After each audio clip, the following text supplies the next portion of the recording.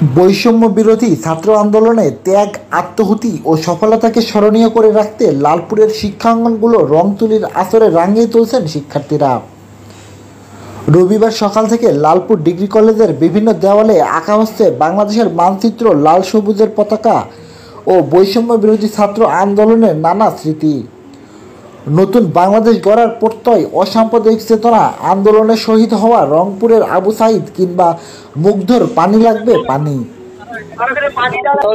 আমাদের ৭০ জুলাই সেদিনকে যেই আমাদের উপরে আক্রমণ চালানো হয়েছিল, অনেক ছাত্রের উপর আক্রমণ চালানো হয়েছিল, সেই সময় আমাদের সেম এমন একটা ছবি আপনারা সবাই দেখছেন, হয়তো সেম এরকম একটা ছবি আপনারা গণমাধ্যমে দেখতে পেয়েছি যে একটা মেয়েকে একটা ভাই নিয়ে যাচ্ছে, মেয়েটার উপরে আক্রমণ করা হয়েছিল।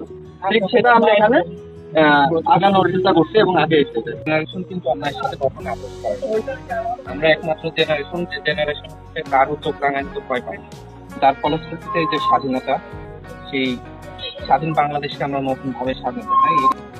আমরা অগণিত শহীদের রক্তের বিনিময়ে যে নতুন বাংলাদেশ পেয়েছি, সেই নতুন বাংলাদেশে লালপুরকে নতুন ভাবে সাজানোর জন্য রংপুরের মাধ্যমে লালপুরকে সাজানোর চেষ্টা করি। বাংলাদেশি রঙিন ভাবে সাজানো হচ্ছে, সেই ধারাবাহিকতায় আমরা আমাদের লালপুরকে রং তুলির আসরে নতুন করে আমার শিক্ষাঙ্গনগুলি সাজা। লালপুরে একের পর এক এমন ভিন্নধর্মী কাজে সাধারণ মানুষের ভালোবাসাও পাচ্ছেন শিক্ষার্থীরা, ভাসাচ্ছেন প্রশংসাতেও। সুজিবুল হৃদয়, লালপুর।